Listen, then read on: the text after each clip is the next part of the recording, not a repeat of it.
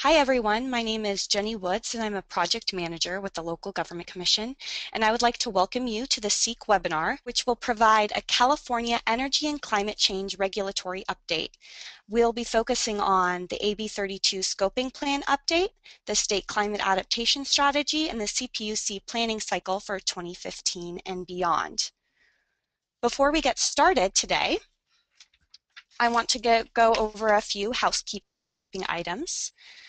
This webinar is being put on by the statewide Energy Efficiency Collaborative. SEEC is an alliance to help cities and counties reduce greenhouse gas emissions and save energy.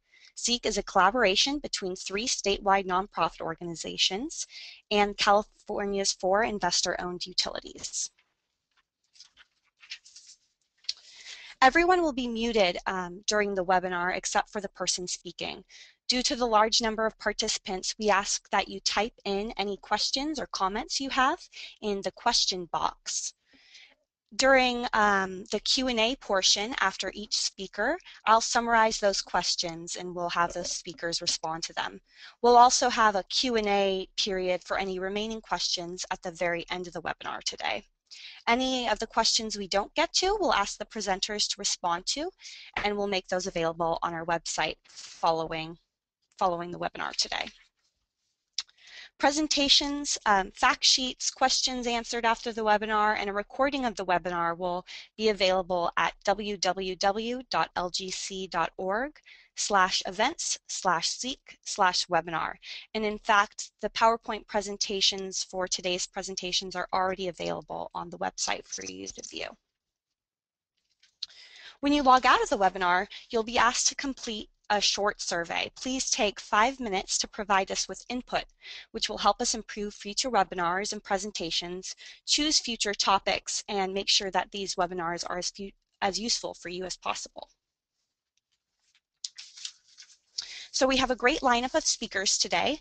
We'll be starting out with David Mallory from the California Air Resources Board, who will be providing an update and information about the AB 32 scoping plan update. We'll then be joined by Amber Paris from the California Natural Resources Agency, who will provide an overview of the State Climate Adaptation Strategy. And then last, we'll be joined by Athena Besa from San Diego Gas and Electric, who will provide an overview of the CPUC 2015 and beyond planning cycle.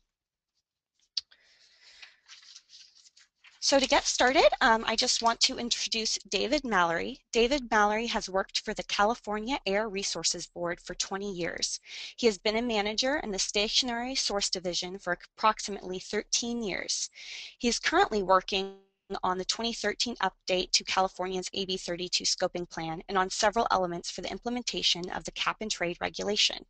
David holds a bachelor's degree of civil engineering from California State University, Sacramento, and is licensed as a professional civil engineer in California.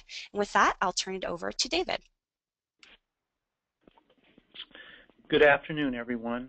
So jumping right in and moving to slide 2, as you know, AB 32 required ARB to develop a scoping plan that outlines the state strategy to meet the 2020 greenhouse gas emissions goal set forth in the law. The initial scoping plan was built on the principle of balance, that a balanced mix of strategies is the best way to cut emissions and grow the economy in a clean, sustainable way. So on slide 3,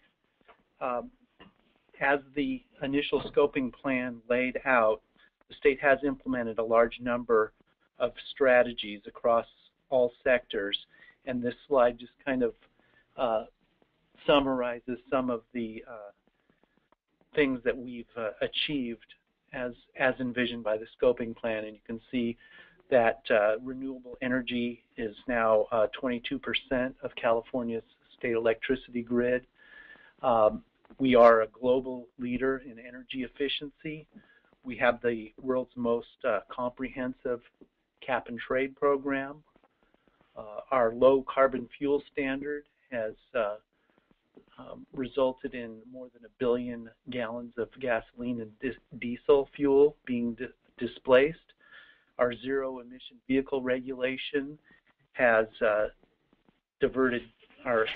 created 1.5 million zero emission cars on California's roads by 2025. And we have made, with the help of local agencies, major strides in reducing the number of vehicle miles traveled through sustainable transportation, land use, and house planning. So on slide 4,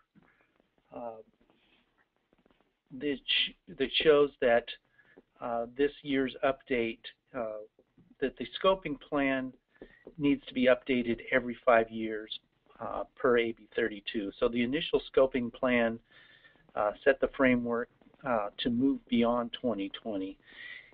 It prescribed specific measures to achieve the 1990 emissions level by 2020, and then our update will tee up challenges to move beyond 2020.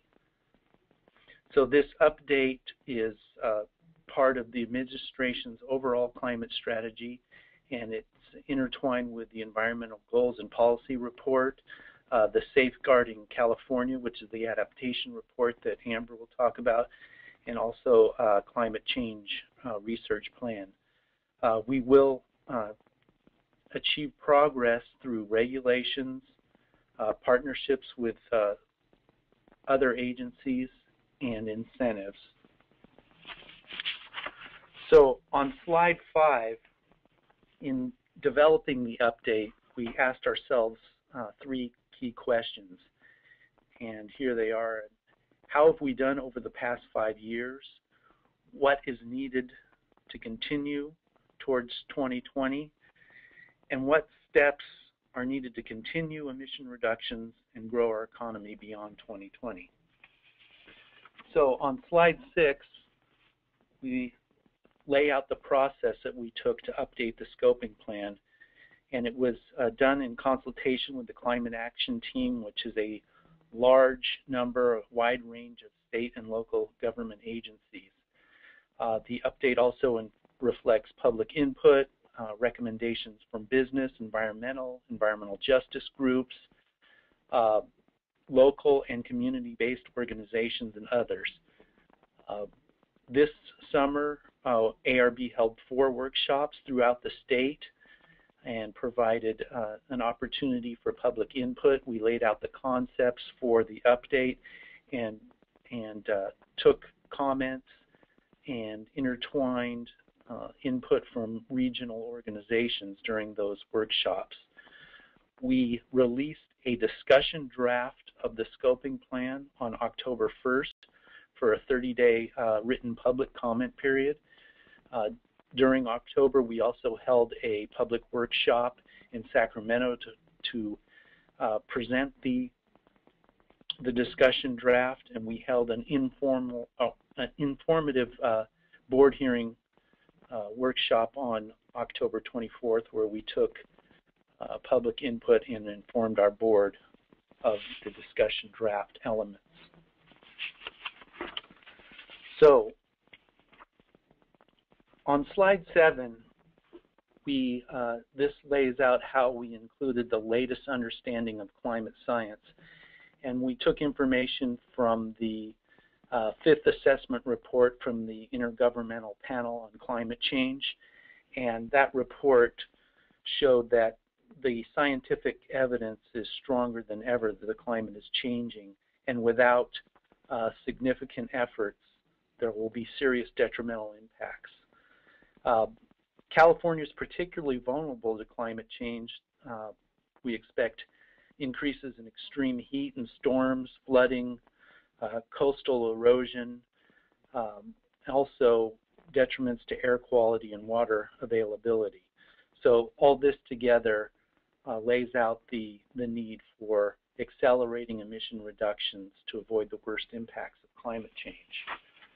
On slide 8, one of the ways we can accelerate our progress is to focus on the short-lived climate pollutants. So short-lived climate pollutants have high global warming potential. They have atmospheric lifetimes ranging from a few days to a few decades as compared to carbon dioxide's lifetime of about 100 years.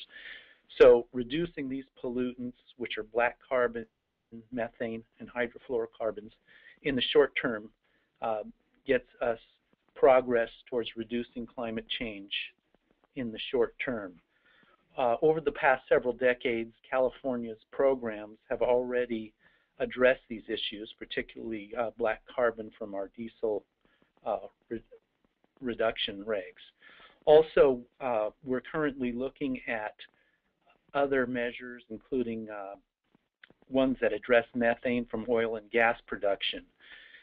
ARB is committed to develop a comprehensive short-lived climate pollutant strategy by 2016. So moving to slide 9, this kind of shows what is in the process of being implemented and what we've been doing over the past 5 years to achieve the 1990 emission level by 2020, which is the goal in AB 32. And you can see starting at the top, the cap and trade program, the low carbon fuel standard, the renewable portfolio standard, some of the heavy hitters and moving around the clock there. Also want to highlight at about 5 o'clock is SB 375. That's the regional greenhouse gas targets. And we've been working very closely with our local and regional partners to implement that, and we're starting to see reductions. So through the implementation of all of these programs and others, we are well on our way towards meeting the 2020 goal. On slide 10, there's a discussion of, we did an economic impacts analysis of AB 32. We did one in 2008 and one in 2010, and it shows that the effects of the AB 32 programs are very small compared to California's $2 trillion economy. Our economic analyses are ongoing, and we have consulted with major economic advisors, major experts in the field to help us analyze the impacts of AB 32. And what they have done is they've guided us on developing new tools, collecting data, and we'll continue to consult with them and work with them so that we can better and more comprehensively assess the economic impacts of AB 32 programs going forward. On slide 11, we talk about the public health impacts of AB 32. Many of the measures, in addition to having climate benefits, have air quality benefits. Also, many of the measures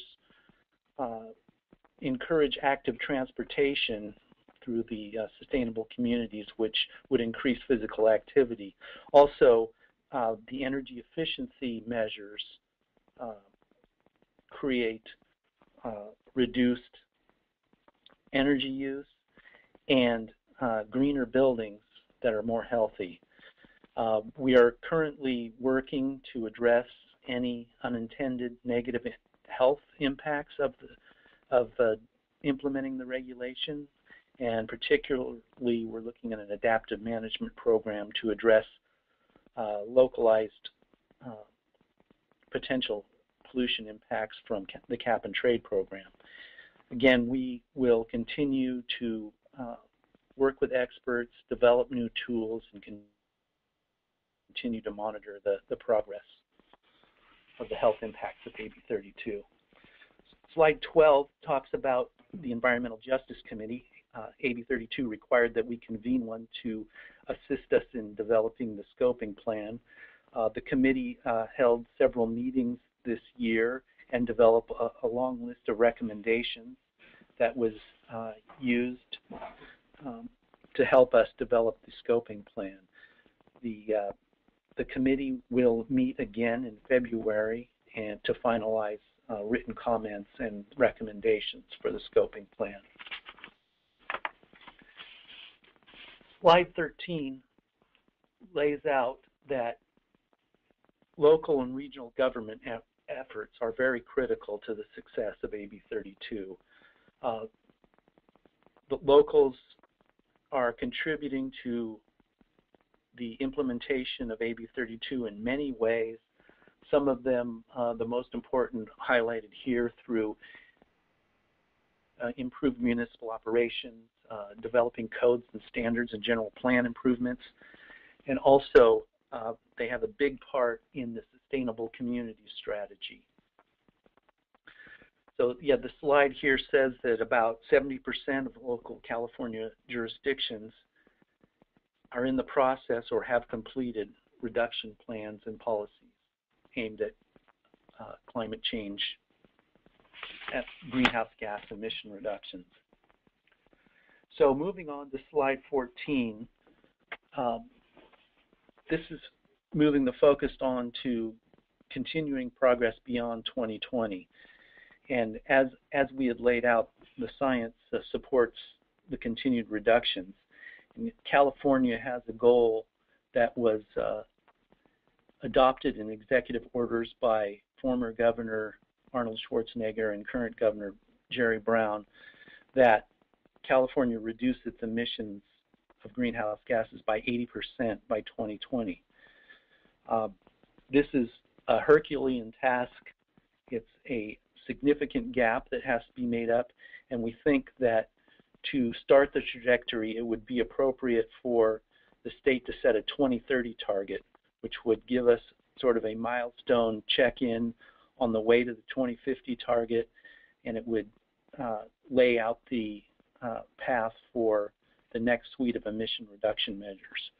We would need to work in coordination with the administration, the legislature, and stakeholders in developing this 2030 midterm target. So on slide 15, this is the way that we attempted to develop recommendations for the transition beyond 2020. We broke the economy up into 6 key focus areas, and we convened state agencies, large state agency groups in each of these areas and gave them the goal to think about the transformation actions that need to be taken to get to the 2050 goals.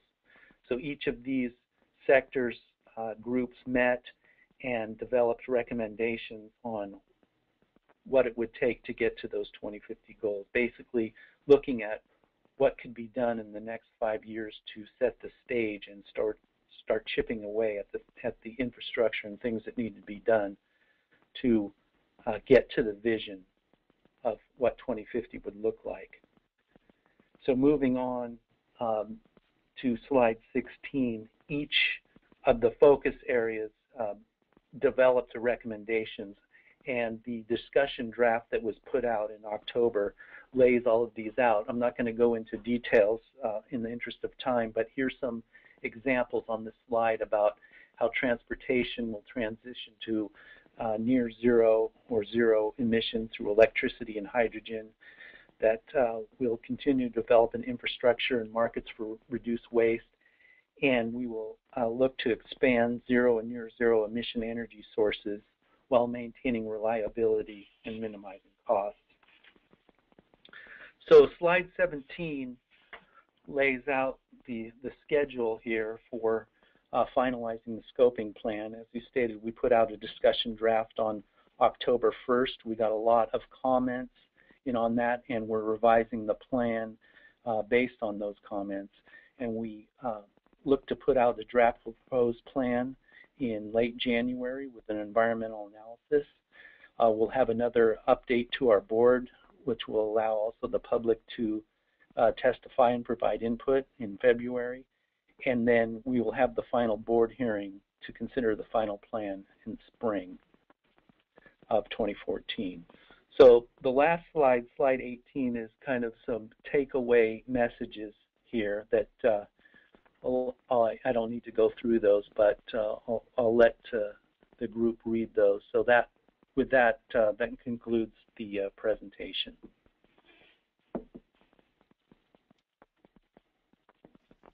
Thank you, David, for that presentation. If folks have questions or comments that they want to share with David, please type them into the questions box now.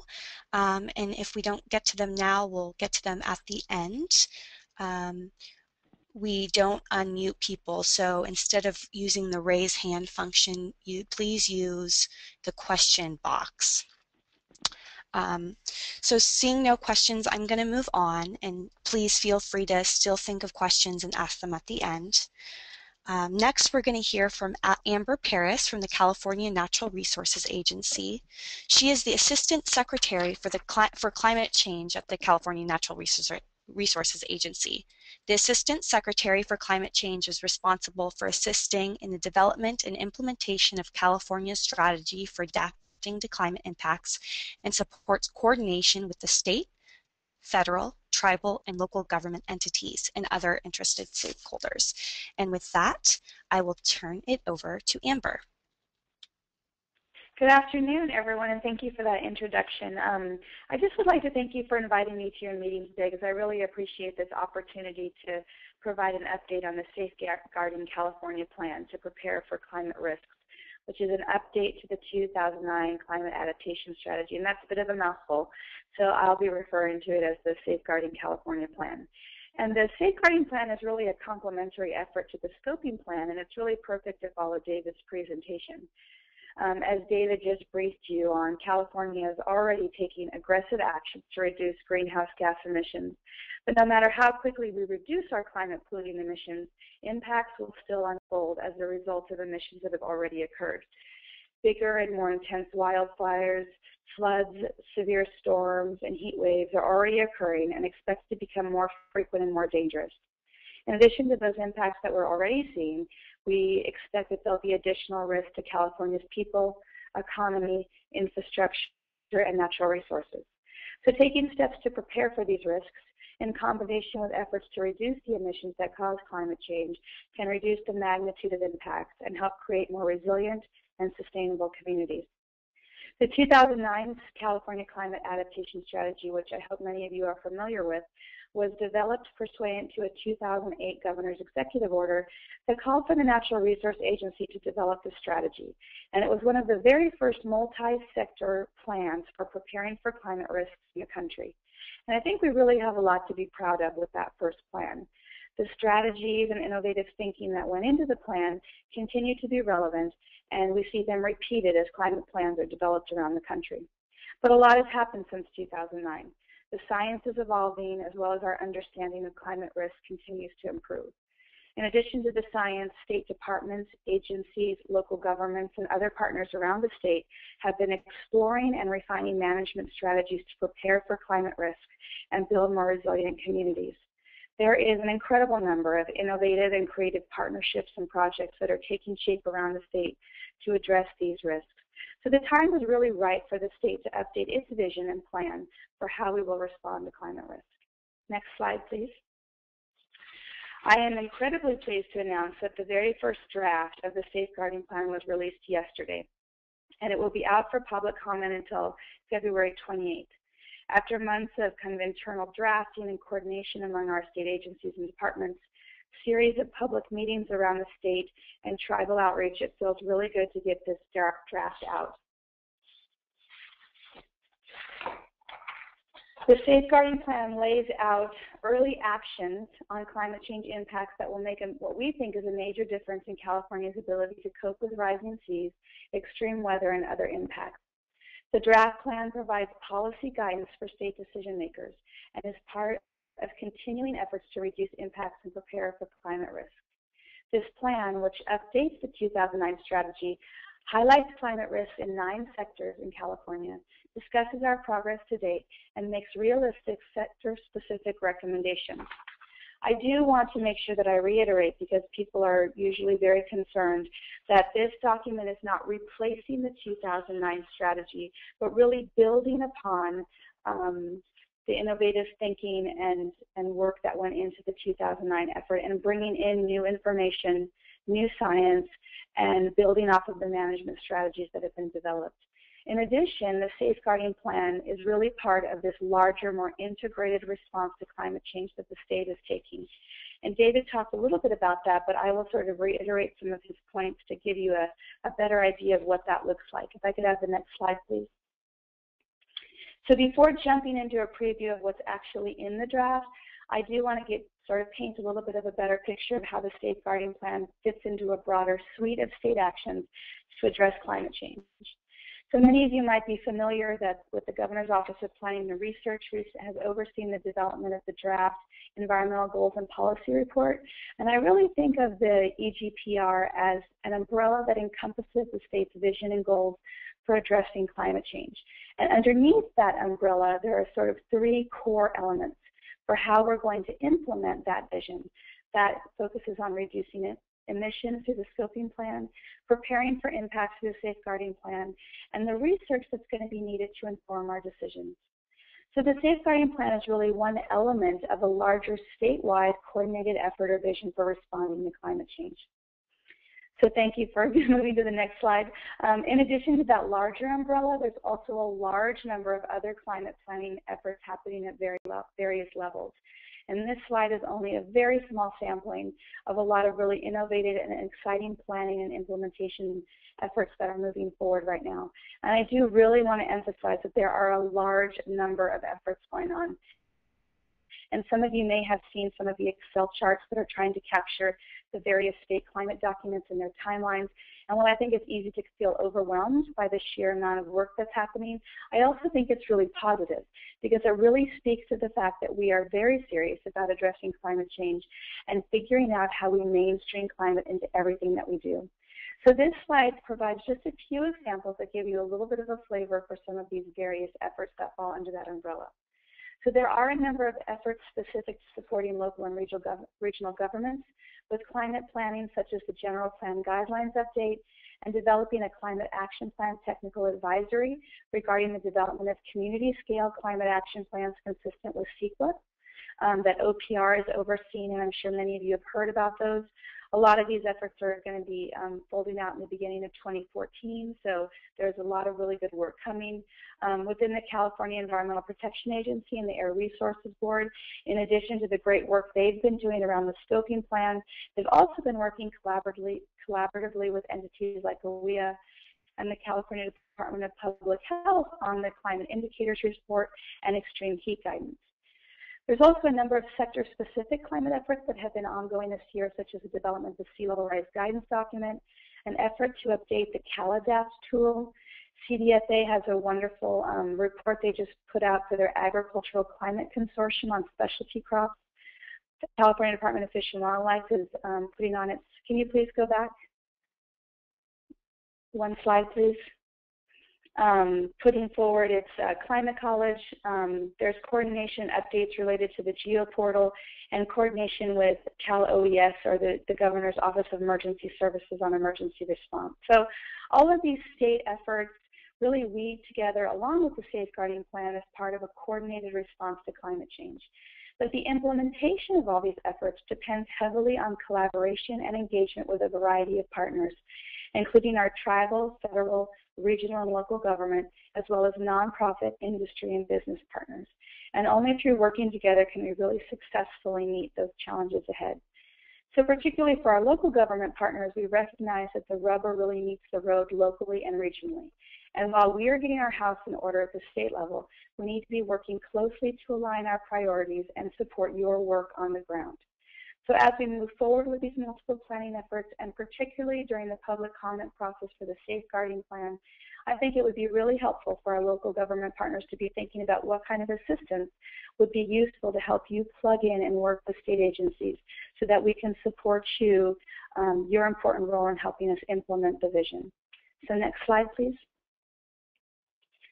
I do want to give you just a really quick preview of the draft document and talk a little bit about our timeline. The document is organized around 9 sectors. That's 2 more sectors than what we had in 2009. We have added a new chapter on emergency management and also split apart the energy and transportation chapter. And while the document is organized around these sectors, there is really a concerted effort to focus on cross-sector priorities and coordination. And I think you're really going to see that reflected throughout the chapters with various cross-referencing and links between those sectors. Next slide, please. So along those lines of those cross-sector needs, I also wanted to sort of pull out an abbreviated version of those 7 key cross-sector strategies. And they're really focused on how we, at the state level, mainstream climate into everything that we do, how we focus on protecting our vulnerable populations, identifying significant and sustainable funding, continuing to support climate research and the development of data tools, identifying projects with multiple benefits that promote stewardship, and this is particularly focused on that important adaptation mitigation nexus, a continued focus on communication, education, and outreach, and last but not least, a collaborative and iterative process to help us craft and refine our management approaches over time. Next slide, please. To give you a little bit of a timeline for the public draft, we did, as I mentioned, release the public draft yesterday. It will be open for public comment until the end of February. We are planning 2 public meetings right now in January in Sacramento and San Francisco, and looking into whether we can hold a 3rd meeting in Southern California, but that is yet to be determined. We are also planning to have a briefing for local governments, and that date was just finalized on January 21st from 1 to 3, and this will be another opportunity. We would have a little bit more time to have read the document and have a more in-depth conversation about what is in that document on that date, and I believe that Jenny will be able to get that information out to the group. And then we are anticipating a final plan in early 2014. Can I have the next slide, please? As I mentioned, we're holding 2 public meetings. All of this information is available on our web, but I just wanted to throw that up there in case there are folks in that area. We are planning kind of something a little bit different, modeling after our partners in ARB, and that these public meetings will have a kind of open house where you can walk around and talk with the various sectors about their chapter, about climate risks to those chapters, to those sectors, and some of the various strategies we're looking at for moving forward. And then there'll be the opportunity for more formal public input. So I encourage you to attend those meetings if you can. Next slide, please.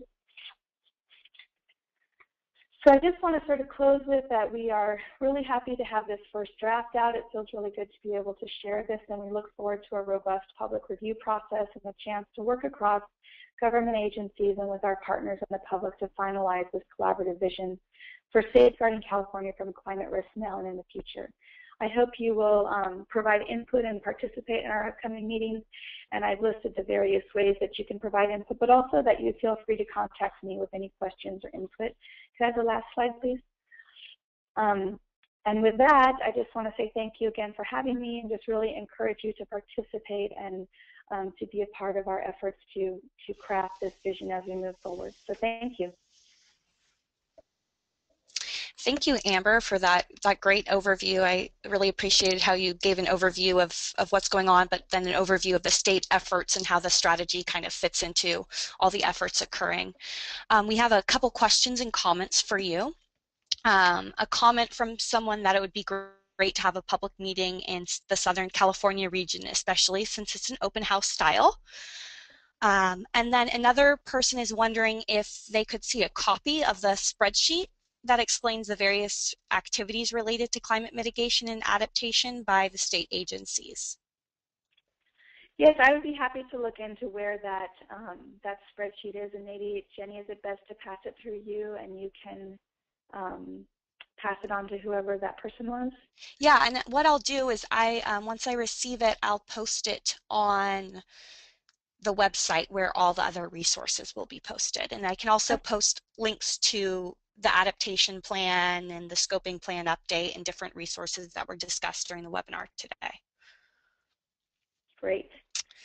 Well, if you have any other questions for Amber, please feel free to type them in. And before we move on to Athena and her presentation, I wanted to go back to a few questions that we received for David. So David, I just unmuted you, and the first question we received is, quantitatively, how much GHG have we been able to reduce so far? This person would love to understand what our success has been so far.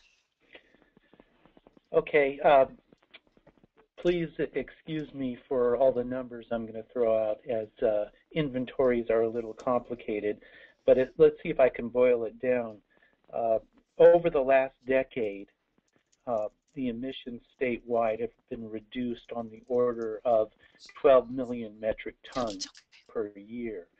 This represents about a 3% decrease in emissions. During that same time, though, population increased well over 10% in California. So when you take a look at the per capita emissions that were reduced over that time, you're talking about a 12% reduction. So to put the 12 million metric tons of reductions in context, what we're looking for by 2020 is on the order of 80 million metric tons of reduction. That's to get from the 1990 down to the 1990 level by 2020. One thing to remember is without these controls, the emissions would continue to increase. So we're fighting against the emissions increase from economic growth and population growth, and also trying to reduce them off the level. Okay, great. Thank you. Another question is, do you foresee AB 32 being mandatory for local governments in the future? What are the incentives for municipalities to comply with AB 32 at the local level? Again, it's a little bit of a complicated question, but my guess would be is that there's not going to be specific mandates on local agencies. However, remember that the reduction measures, there's complementary reduction measures in the scoping plan, like energy efficiency, renewable portfolio standard, low carbon fuel standard. And when you're talking about reduced energy and energy efficiency, those reduction goals are being achieved by actions by everyone in California, including local agencies. So they will have a piece in it.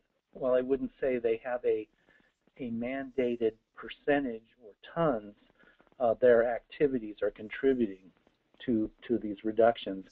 And then we have the backstop of the cap and trade program, which sort of ensures that after all the other complementary measures reductions are achieved, whatever's left over, the cap and trade program will take up, and that's by reductions that are required by cap and trade covered entities. So it's rather complicated in terms of how everything works together, but the bottom line is that the local agencies have incentive to reduce emissions as they're needed, like everyone else, to contribute to the reductions in the scoping plan for California to get to its goal. Thank you. Hopefully that answered your question. We have another question for you, or comment. Are California legislators aware that California's energy code has gotten complex and convoluted, and that more citizens and contractors are avoiding getting building permits? And there's concern that there's these great codes, but if less and less people are complying with them and understanding them, how do we become more energy efficient in the construction industry? Well, I think that those kind of issues have been teed up in the energy focus area. I think that part of this process was to recognize the barriers and hurdles and sort of identify those issues and problems, and this being one of them in terms of the complicated regulatory structure, et cetera, that needs to be addressed, and that we can't just mandate renewable energy without the infrastructure, the delivery, the upgrades to the grid, and looking for ways to streamline and simplify all of the requirements and reductions. So I don't think that the scoping plan has all the answers at this point, but it does discuss that there are barriers and hurdles that need to be overcome, and we need to start working on those as soon as possible to get where we need to be for 2050. Thank you for that. For the next two questions, I'm going to leave David unmuted, and I'm also going to unmute Amber. So the next question is, was there an attempt to also include the adaptation efforts being put forth in the Integrated Regional Water Management Plan process through the Department of Water Resources? Yes, we definitely, the Department of Water Resources is part of the California Natural Resource Agency, so there is a concerted effort to fold all these efforts together, and DWR has been a real leader on climate change in the water sector and has been dealing with climate adaptation for many, many years, so they have been an integral part of the development of the safeguarding plan, and I think we're looking at how we sort of fold and coordinate these efforts together. So that's part of an ongoing process, but they have very much been very active and in the leadership role on the development of the document. Yeah, and I'll add that the water agencies were involved, especially in the water and energy sectors, as development of the scoping plan. Great. And then this is probably for both of you to answer, or one of you.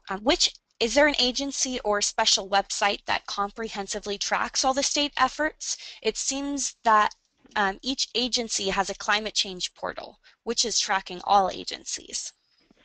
Yes, actually, Cal EPA on their website has something that's quite comprehensive, and in fact, they have what's called a AB 32 report card, and it compiles all of the efforts of all of the state agencies in reaching AB 32's goals. So it's not just ARB, it's everyone. So what I should do is get the link for you, and then you can share it on the website. Great. Well, that's all the questions. Oh, sorry, Amber? I was going to add to that on the adaptation side. I think you'll be, I think I was fairly impressed, and I think others will be as you look through the safeguarding plan, is that we did take the opportunity to really sort of compile the accomplishments that have been made since 2009 on the adaptation side. So I think by sector, it's really quite impressive how much has been done, and I think, from the state agencies, we don't always do the best job of communicating, so this kind of has given us a really good chance to kind of toot our horn and be able to share, really what we've done in the adaptation arena since 2009. So I would encourage folks to also look at the safeguarding strategy to get a better understanding of that side as well. And another question just came in. There are multiple mandate precedents for cities to reduce resource use. Does the state realize that it's easier for staff to make the case to work on GHG emission reduction programs? Sometimes it's helpful if there is a mandate. Do you guys have any? Yeah, this is David Mallory, and I think that is recognized, but I think that what we want to do is provide the flexibility for each jurisdiction to reduce emissions in the way that's most appropriate for them. Okay, thank you. Well, if folks have any other questions that they'd like to ask Amber or David, please type those in and we'll get to them at the end. Looks like one more just came in, so we'll answer that and then we'll move on. Are there agencies that track local level efforts? I think that there's been discussion at the Air Resources Board about how we do that, and my thinking is that in the next draft of the scoping plan update report, there will be an area dedicated to local agency efforts. So my thinking is that we recognize the issue, and hopefully we'll be making strides towards finding some way to encapsulate that, if not track it definitively. Yeah, I can also add to the Governor's Office of Planning and Research through Michael McCormick, who I'm sure many of you know, has done a really exemplary job of being kind of our conduit to connecting better with the local government entities. But also as far as outside of the state agencies, there's a new tool that's specific to the adaptation actions called the Climate Commons. So it's the California Climate Commons, and that's a place where they are collecting the various activities, projects that are throughout the state around climate change, particularly around the adaptation for natural resources sector. Great, Amber. Maybe I'll get that link from you or where that information is and post that on the website as well. It sounds like we have a lot of great resources to share with everyone. Well, with that, I'm going to save all the other questions that I've received and wait to see if there's time at the end to answer them. Thank you, Amber and David, again. And next, I'm going to introduce Athena. Athena Besa is employed by San Diego Gas and Electric Company as the Customer Programs Policy and Support Manager in the Customer Programs and Projects Department. In her current position, she is responsible for the measurement and evaluation of energy efficiency, demand response, and customer assistance programs, energy efficiency forecasting, and energy efficiency and demand response policy oversight. So with that, I'm going to turn it over to Athena. Okay, it looks like we are having problems reaching Athena. So I'll have Amber and David answer a few more questions and we'll see if Athena can join us. So the next question we have is, what's the update on how local governments can tap into cap and trade revenues? Well, ARB and the department headed up by the Department of Finance came out with a proceeds plan, and ultimately, though, it's up to the legislature on how those proceeds are spent. So, what I would follow is the budget process.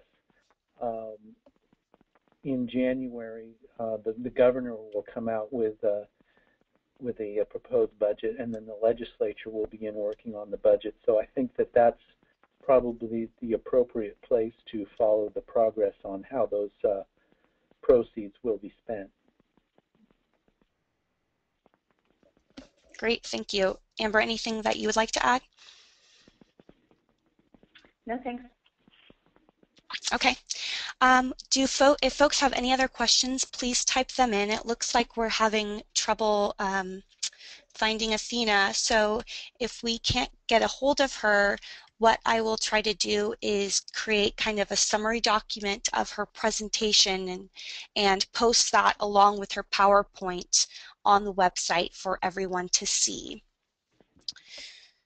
So are there any last final questions that people would like to ask?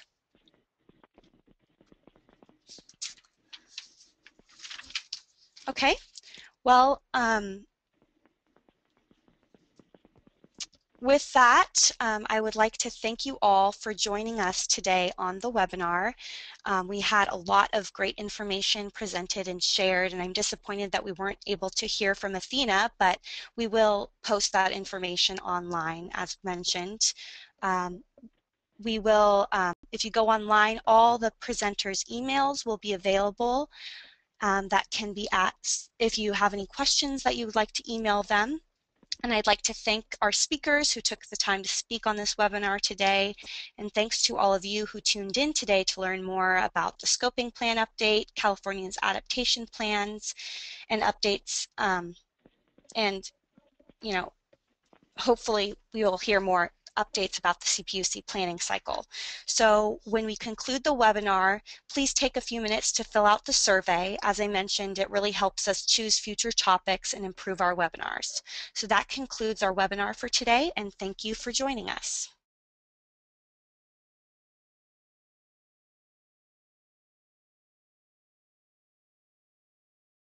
Good afternoon, everyone. Thank you for having me here today.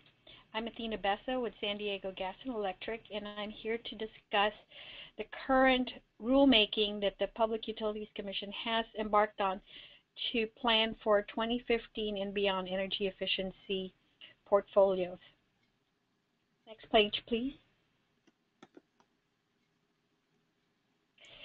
So the Public Utilities Commission has enacted this rulemaking in order to accomplish a few objectives, and I'll just highlight some of them, and the rest of it are on the slide. So one of the major issues that we have in making sure that we have continuous programs available to customers is that we need funding, authorization, and stability over a period of time. Currently, we are only authorized to implement portfolios over a cycle of 3 years.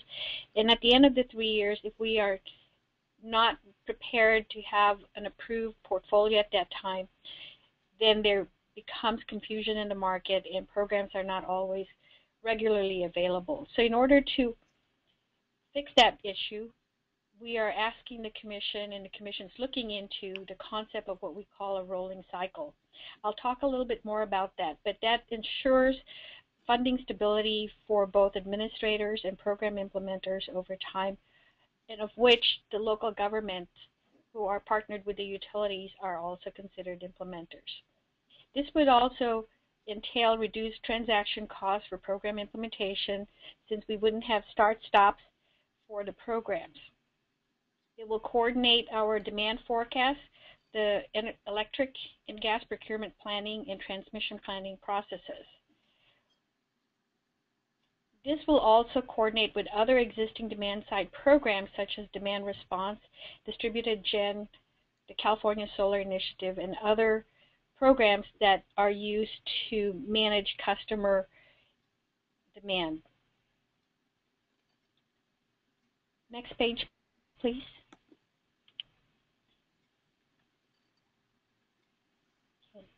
These are just a few of the terms that sometimes can cause confusion when it is describing the different roles in portfolio administration and management. So first of all, energy efficiency encompasses both energy efficiency, that means we promote appliances and or equipment that are above the current California standard, and also now encompasses conservation. Most of conservation efforts revolve around behavioral changes. A portfolio is simply a collection of programs.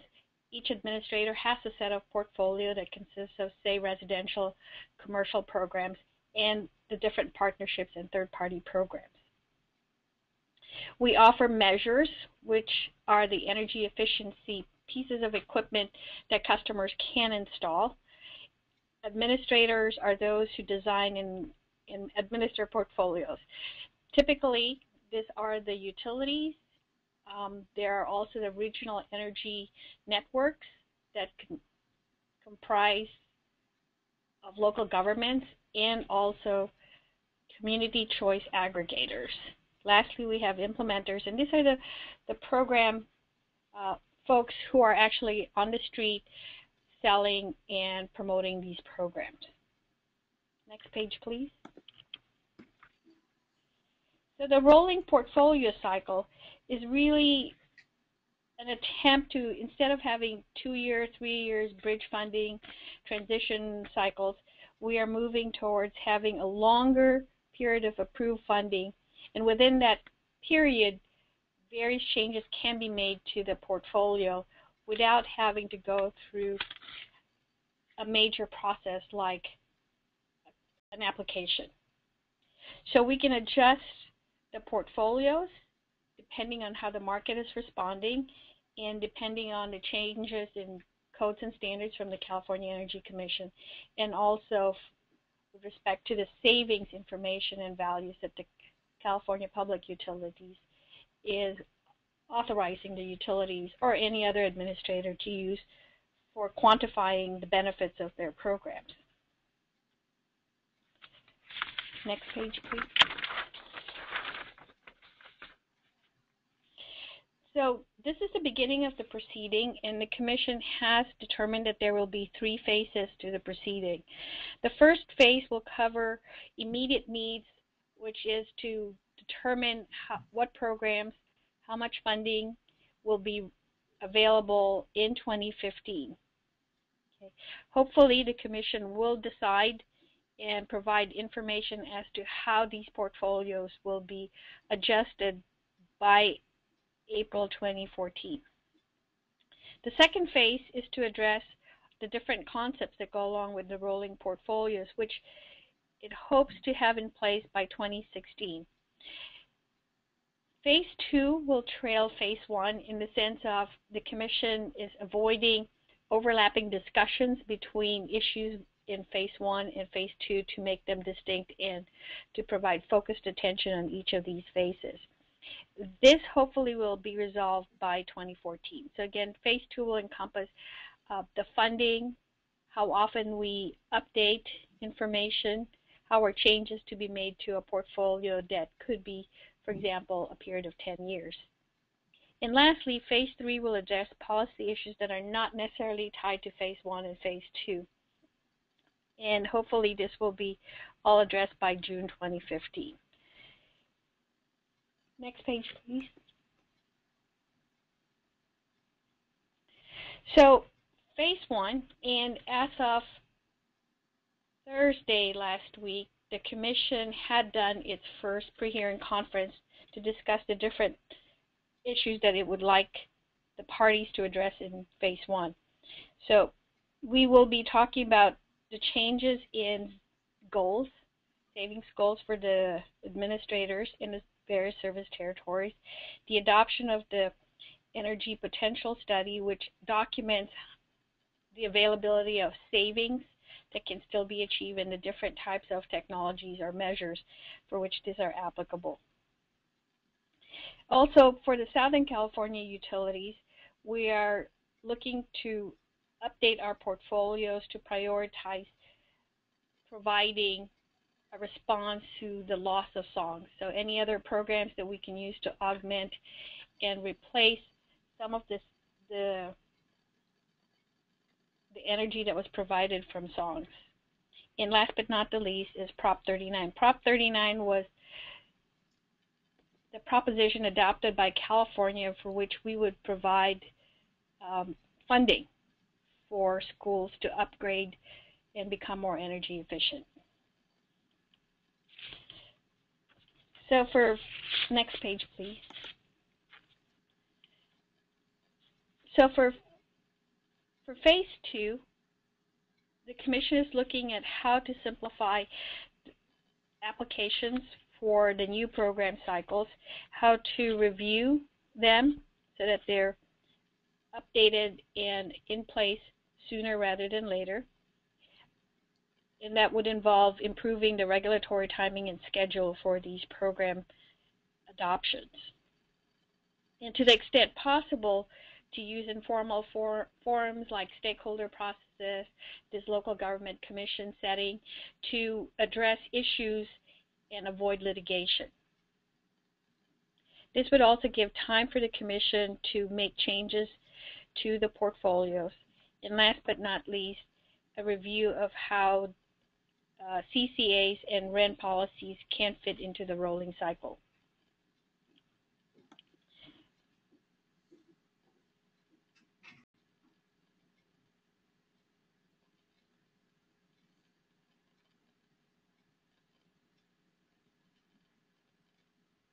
And last but not least is the current proceeding schedule. So the Commission has updated this, though, since the pre-hearing conference on Thursday. But in general, the Commission intends to provide a scoping memo which will describe the different milestones for phase 1 and the different expectations for the utilities and RENs to update their portfolios.